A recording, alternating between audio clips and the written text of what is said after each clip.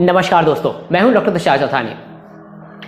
एक बार दुर्योधन श्री कृष्ण से पूछते हैं, श्री कृष्ण, हमारी कुरुक्षेत्र वाली लड़ाई को तो काफ़ी साल हो गए हैं, अब तक उसे बार बार रिपीट किया जाता है, टीवी पर लोगों को दिखाया जाता है और सबको इसके बारे में पता है।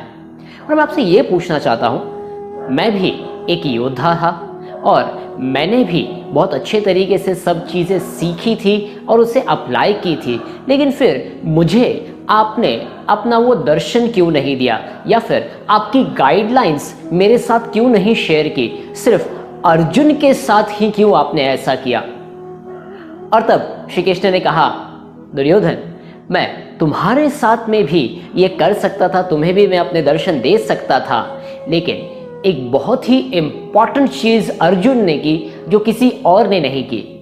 और दुर्योधन ने कहा, क्या उसका सबसे बड़ा योद्धा बनना, तीरंदाज बनना?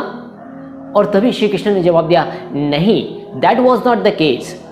अर्जुन ने सबसे इंपॉर्टेंट काम किया एंड दैट वॉज आस्किंग। उन्होंने पूछा कि मैं अभी डिलेमा में हूं, मैं क्या करूं?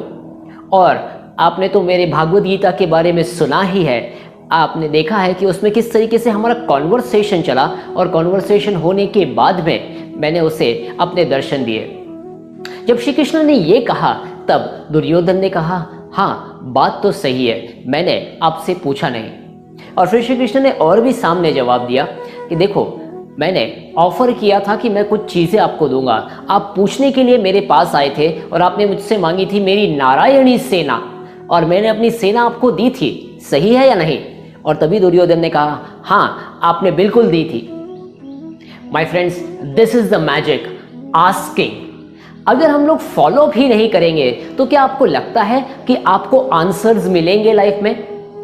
वॉट एवर आंसर या whatever result we are getting, it is because of asking. मुझे भी जब मैं ये देखता था महाभारत और रामायण, मुझे समझ में नहीं आता था, यार ये कैसे लड़ाई हो सकती है? वो सुबह से लेकर रात तक लड़ाई करते हैं और उनके पास जो तीर होते हैं वो तीर कभी खत्म ही नहीं होते, ऐसा तो नहीं हो सकता। और इसके बारे में मैंने आंसर्स ढूंढना शुरू किया और फिर बहुत सर्च करने के बाद में मुझे एक आंसर मिला which was quite valid, and that was कि जो तीरंदाज होते थे उन्हें एक तपस्या करनी होती थी। जब वो अच्छे तीरंदाज बन जाते तो 1 महीने तक वो तपस्या करते और ब्रह्मा जी को खुश करते। और ब्रह्मा जी प्रकट होकर पूछते, बोलो तुम्हें क्या वरदान चाहिए, मैं एक वरदान तुम्हें दूंगा। और तब वो सब तीरंदाज मांगते कि मेरा जो क्विवर है, भात जिसे कहते हैं, वो क्विवर जिसके अंदर सब तीर पड़े होते हैं, के सो वो सब तीर मेरे खत्म ही ना हो। और उन्हें वही आशीर्वाद मिल जाता था, वही वरदान मिल जाता था।